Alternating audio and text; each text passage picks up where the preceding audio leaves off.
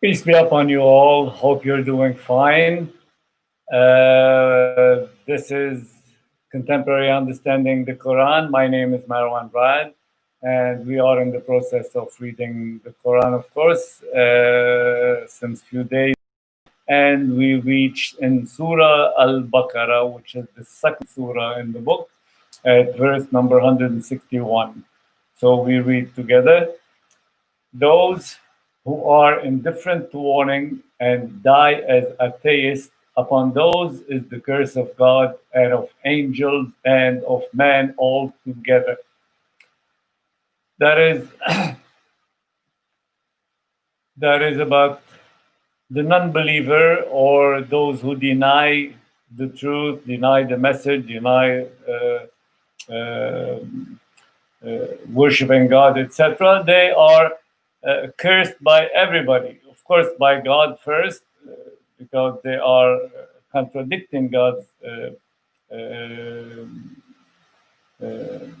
guidance, and they are cursed by angels, and they are cursed by men or a part of mankind. They abiding eternally therein, the punishment will not be lightened for them, nor will they be granted respite. It means they will be staying in hell, and they will not have the punishment reduced upon them. And your God is one God, there is no God save He. So the bottom line is, and the big rule is, there's only one God, that is Allah, your Creator. The Almighty and the Merciful, the Almighty, the All-Powerful, the All-Tolerant, Merciful, Compassionate, etc. All these attributes. In the creation of heaven and the earth, and the alternation of night and day, and the ships which plow through the sea with what benefits man, and what God sent down of water from the sky, then gave life thereby to the earth after its death, and spread therein every sort of creature, and in the circulation of the winds and the clouds, made serviceable between the sky and the earth, are proofs for people who reason. Now this is a description, an indication of God's power, creation of everything, and programming of everything, the universe, the days and night, how they circulate one after the other, or alternate rather. And of course, the oceans, the ships that that flow in it, servicing mankind altogether, and whatever comes from the sky as rain would give life to the earth and would grow the plants, would grow the trees and have the fruits and etc. And even all the creations on the face of earth, from people to animals to nature, things, etc. And even the wind that blows here and there, left and right, north and south, etc. And the cloud that travels between one place and the other and bring in the rain. All these are signs from God to people who reason, which means if you contemplate all this, you should reach a conclusion that there is an Almighty behind all this. And it's well designed and well programmed and so on. And among man is he who takes as equals other than God, loving them with a love like the love for God, and those who heed warning are firmer in love for God. And had those who do wrong seen when they will see the punishment, that power belongs to God altogether, and that God is the severe in punishment. Now, God is telling us that amongst mankind, out of those people, there are who consider that there is an equal to God. Now, and even they love that whatever being, as they do love God. That is the association of one, whatever you call it, idol or little God or whatever, with Allah. This is shirk, association. So those people love those idols or whatever they associate with God. But the other who believe in God, they do love God even more because they believe from all their heart. They love God from all their heart and even from their mind as well. So those who associate anything with God, they are in a wrong position and they see things differently. So they will have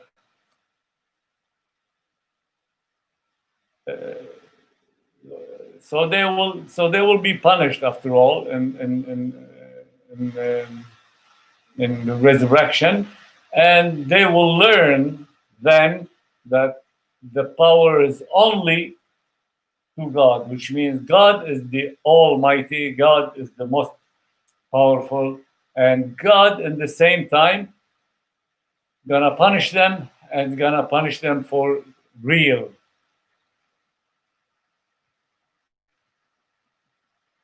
When those who were followed with this will disown those who followed, and they will see the punishment and the connection between them will be cut off. Okay, now, some people influence others to either believe or disbelieve. So those who are influenced,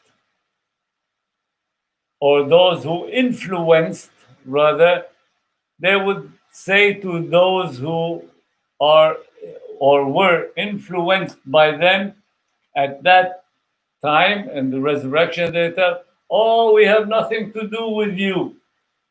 Why? Because they realize then that punishment is coming on them, so they don't want to put themselves in the guilt or admit that they did the guilt twice. They didn't believe and they forced the others not to believe either.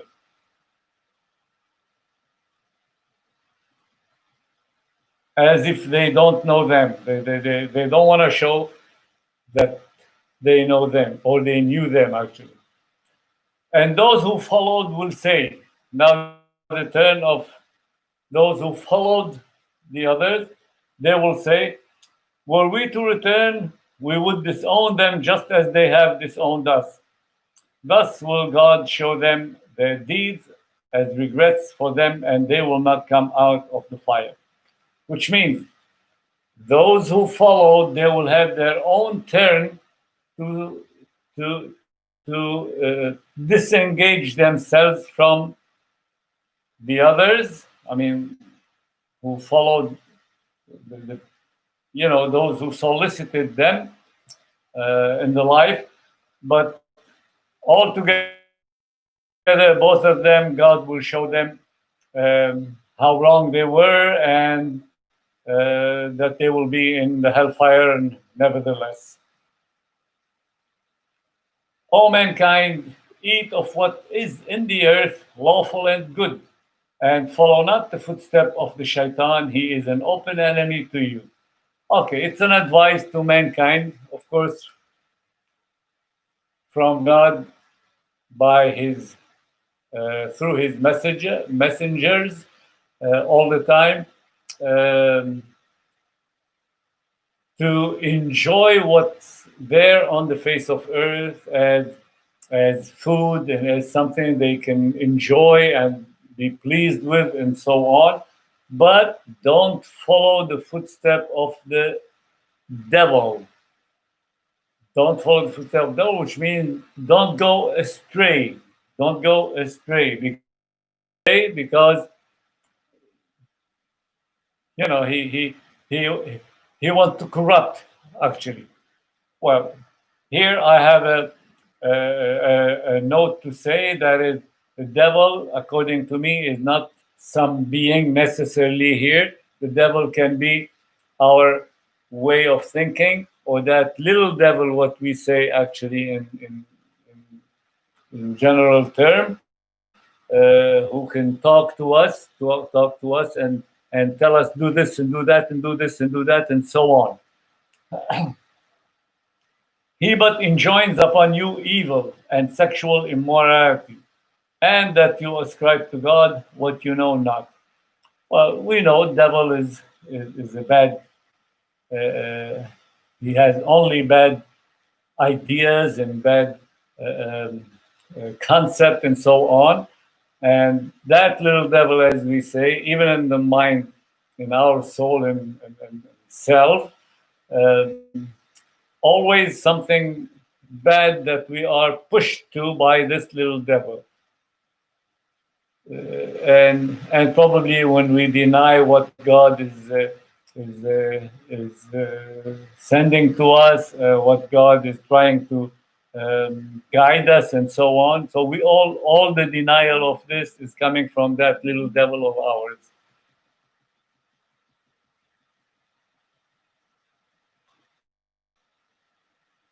And when it is said, follow what God has sent down, they say, nay, we follow that wherein we found our fathers, even though their fathers did not reason and were not rightly guided. Now, here is the concept of every one of us is born in a certain environment. Of course, if you're born in a Muslim house, you'll learn and you'll be taught Muslim values and Muslim culture and so on. If in a Christian house, the same thing. If it's a Jewish house, gonna learn and be born and raised after in a Jewish tradition and so on. So the state of mind of anyone, any creature, any human being, when you ask him or ask her for that to follow, let's say, some religion or some philosophy or some idea or some, automatically he or she will probably will not abstain, but will be attached somehow to say, well, I'll follow whatever I inherit from my parents, from my ancestors, from, etc. This is the state of mind, as we say. But should their ancestors and forefathers and fathers, should they, not know the truth, why do they follow them? This is the question mark here in the verse as a remark. Instead of, look for guidance. And the example of those who are indifferent to warning is like the example of one who yells to what hears not, save a call and a shout. Okay. Now, those people who say, well, we learned from our fathers and we're okay with this and so on. So these are like someone who's blowing in the wind, or something that's blowing in the wind, which means in vain, has no kind of no purpose, no reason, no nothing, except yelling, okay? And they are really deaf, dumb, and blind. Deaf, dumb, and blind, which means their senses have no use to them, or they don't use their senses to understand the surrounding, to understand anything around them. So they have no reason, actually, or they can't reason.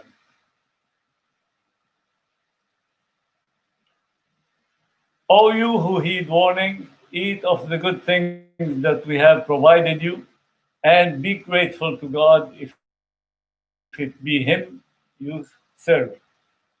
Okay, it's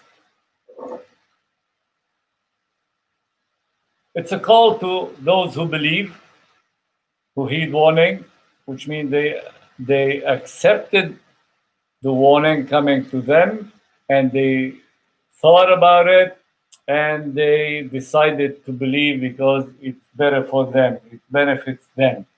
Okay, so those people, God is asking them to to to eat the good things that have provided for that God provided them, which means eat from what's available, what God availed to you, and be grateful to God if it's Him. So if you are worshiping God, be grateful to Him for this. He has but made unlawful to you carrion and blood and the flesh of swine and that dedicated to other than God. But whoso is forced, neither desiring nor transgressing, no falsehood is against him. God is forgiving, merciful. Okay. Besides the good thing that God provided to mankind so he or she can eat, can enjoy the food and everything, God forbade few things. And whatever God forbade is for the benefit and the good health of human beings. Why? We will see. So, God made unlawful, like He forbade the dead animal, the slaughtered. I mean, instead of being slaughtered, is dead, like uh, probably died from something in the desert or anything, and this is becoming bad and corrupt as a food. So God forbade this, not to enjoy forbidding something. It's because it's better for the health of mankind, as I said. So He forbade this, and blood, which means if an animal is bleeding out of an incident, an accident, a shot, a strike, or something, and it's been bleeding for some time at least, because we all know that blood becomes bad after a while. So it's not good to eat it as well, because it's not good for the health of mankind. Again, and the flesh of swine. Now, that is the pork everybody knows. Why? And there's a reason here as well. We all know that probably not the case 100% now, but it was all the time then. The what we call the pork, in the flesh of the pork, and grows a certain vermin called thrush nose, which is poisonous and bad for the health of mankind as well. So this is why God forbade the flesh of pork. Probably nowadays in the farms, as they take care of the herd of all the pork,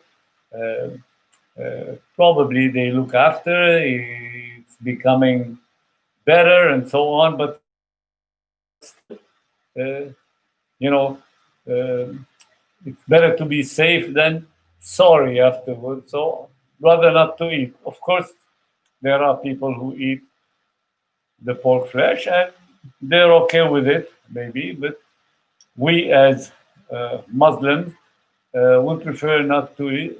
As well, a good part of Jewish, they do the same. Even good part of Christians, they don't eat.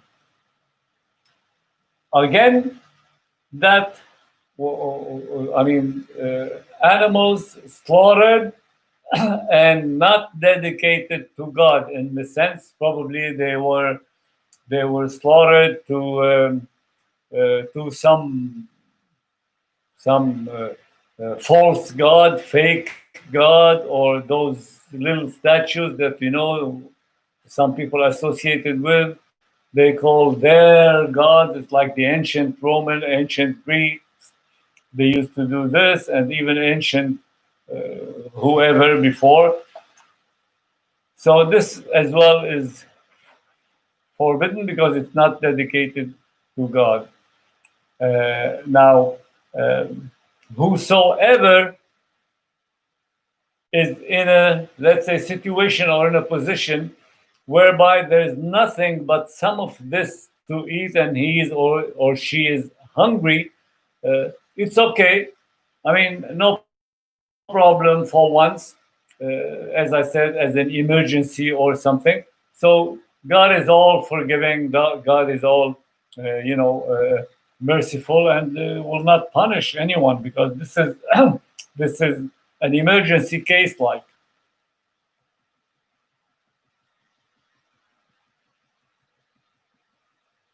those who conceal what God has sent down of the law and sell it for a cheap price, these eat into their bellies only fire, and God will not speak to them on the day of resurrection, nor will he increase them in purity, and they have a painful punishment. Another group of people, as we talked about them before, those who corrupted the book, the holy books, be it the Bible then and probably any other for that matter, which means they do change and corrupt some of the verses for a cheap price. They have something instead. They do it as a favor for probably, let's say, for a ruler or for a higher person and so on. They do it for a cheap price.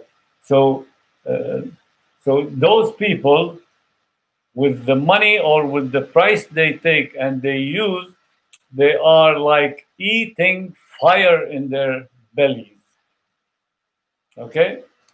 And these people, God will not look at them, will not even talk to them on resurrection day, and will never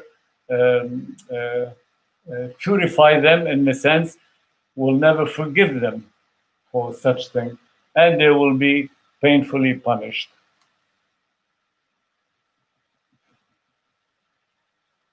These are they who purchase error at the price of guidance and punishment at that of forgiveness. How they do strive for the fire. Okay, so we understand that they exchange the good thing for the bad. They exchange um, the forgiveness for the punishment. Okay, so it's like if they wish to be in hellfire, as if they wish and they want to probably experience that and show that they don't care and so on, which is crazy, of course, because God sent down the law. Right, God sent the verses, the guidance, the message, send them uh, uh, as the right thing to do, as the right thing to follow. And those who differ concerning the law are in extreme schism.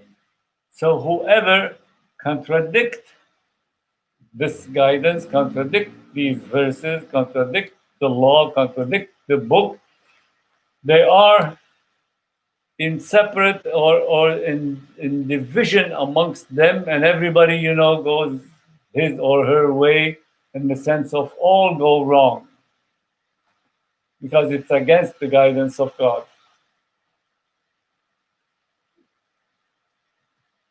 It is not virtue that you turn your faces towards the east and the west. Now, this is like a wise thing to hear and to say, which is, even if you turn your face towards the east, be it the Qibla, be it God is there, or the west, this is not virtue. This move is not the virtue, or this showing or showing off or doing this and so on. It's not really a virtue. But virtue is, God is telling us now what the virtue is. And of course, we all concede to it and we all know it and accept it in the sense that virtue is whoso believes in God. This is one. Of course, it's for believers. The non-believers, they don't believe in God. So it's a virtueless. That doesn't mean that they are without virtues. On the contrary, they have virtues and we have common virtues among us, but this virtue for the non-believers, the atheists, that is, okay, it's not one of their virtue. It's the virtue for those who really believe in God. So first virtue is believing in God and the last day, the resurrection, the life after, that is, and the angels and the law, which means the book, the verses, the guidance, the message, and the prophets. Of course, the prophets are messengers in the same time. They are the liaison between us and God. So all these are virtues, but of course these are kind of spiritual virtues. There are other virtues as well we will be seeing and we will be talking about it. But these virtues are, spiritual. Again, now the other virtues, some of the other virtues, and gives wealth in spite of love of it to relatives. Okay, which means the good deed, actually, one can do good deed with pleasure, if I may say like this, or with all his or her heart, to the relatives, the next of kin, and the fatherless, the orphans, and the needy, the poor guys, and so on, and the wayfarer, and the one who's lost on the streets, like homeless probably, and those who ask,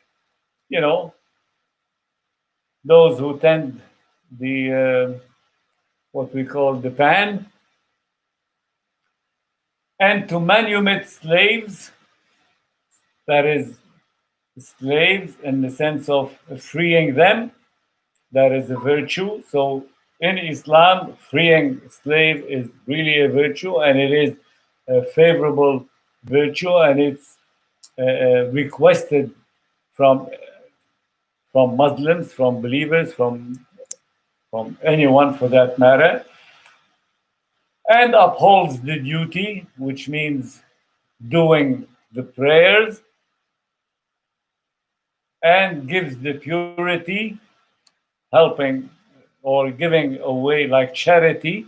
It's the alms, actually, officially known in Islam, the alms, which is a certain percentage, 2.5% of the wealth or the profit of a Muslim, and those who keep their pledge when they pledge, which means it's a virtue to keep your word when you give your word. for someone. So how about giving your word to God and not keeping it, so it's no longer a virtue? But giving your word to God that God, I will worship you and I am grateful to you for this and that, for guiding me, and you keep this practicing in your life, this is a virtue. As well, it's a virtue if you keep your word with anyone else in the life, in any deal or transaction with any person. And the patient, being patient is a virtue by itself in affliction and adversity and in battles, which means in good times and bad times. Okay, as we say in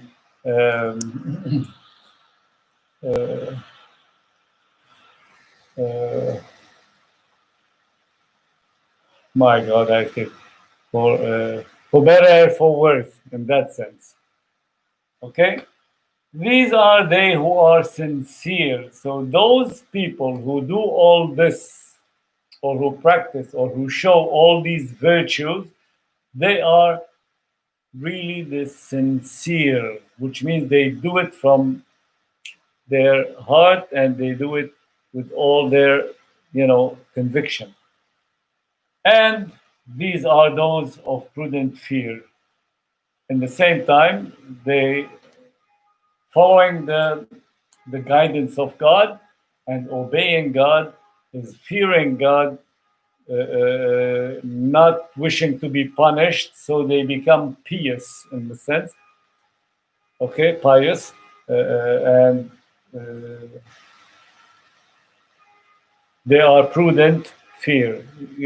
They fear God, kind of. They keep their relation with God on the level of doing the good deeds, keeping and having all these virtues in their life.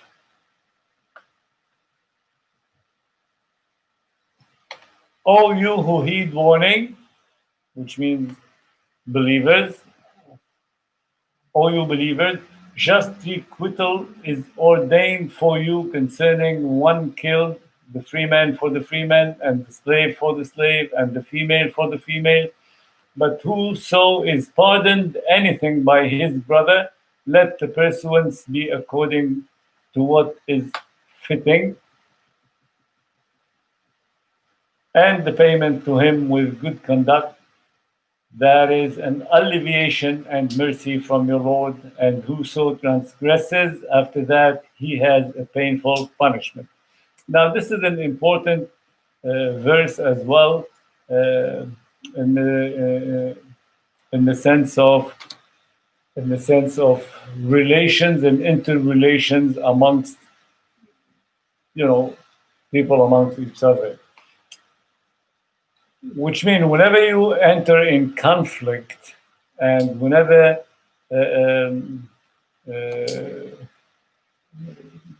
any animosity or something, and one would seek revenge to be vindicated and so on and on. So there's God is giving us some rules how to do this, which means if someone killed a relative to you, it's like an eye for an eye and a teeth for a teeth, something like this, but it's not precisely like it.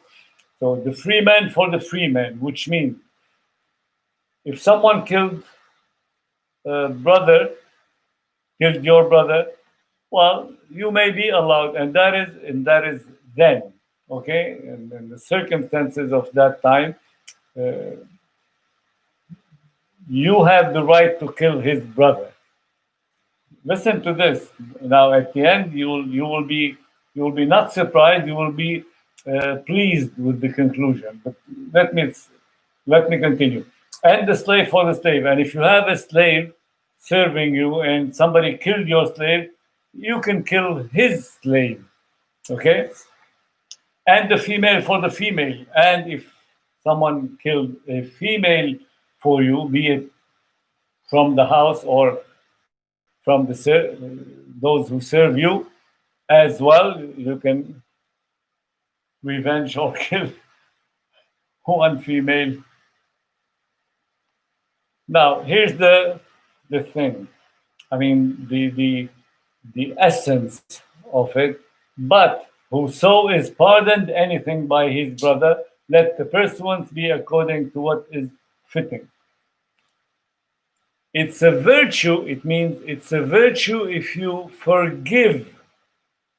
It's a virtue if you forgive and don't seek revenge and don't seek, the same, to get back or to get your whatever, say privilege or duty or anything.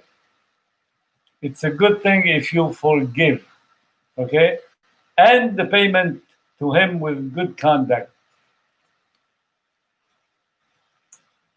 There was kind of indemnity if someone killed, let's say, someone else's, the parents of that someone else, if they can be compensated by indemnifying the killer, let's say, which is good, and keep it there and not seek revenge. Okay? Why is this? It's to encourage forgiveness. It's to encourage being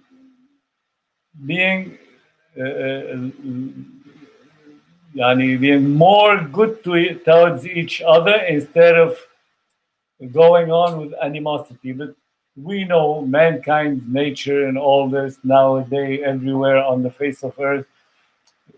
We have criminal minds. We think, we think really violently and so on. But what can I say? I mean, in Islam encourages forgiveness, tolerance, and compensation at least.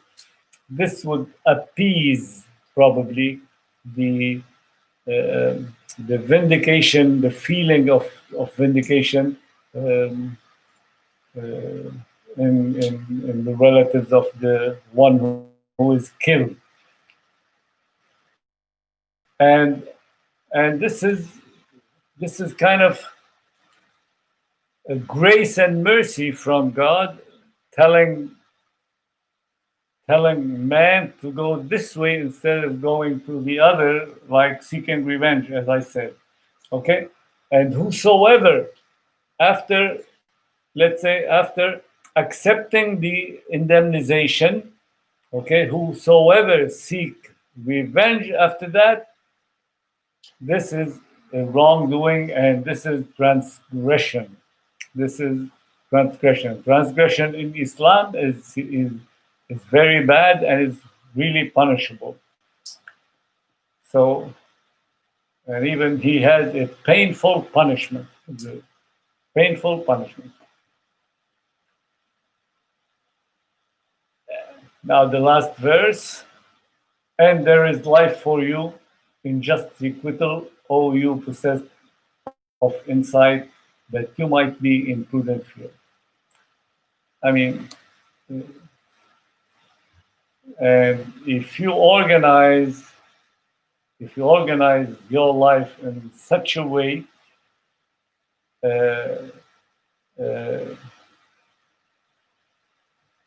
you will follow the guidance that God provided to you, and you accepted, which is better for you, and things will be even better at that point. Okay, so we stop here at verse number 179. Tomorrow, inshallah, we continue at verse number 180. I hope that you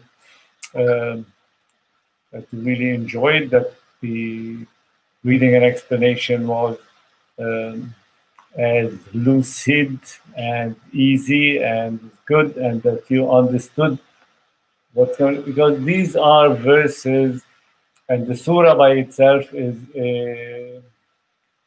revealed in Medina, and it's like rules and laws and organizing life of the society of Medina. So I thank you for joining in and for listening, and have a good night.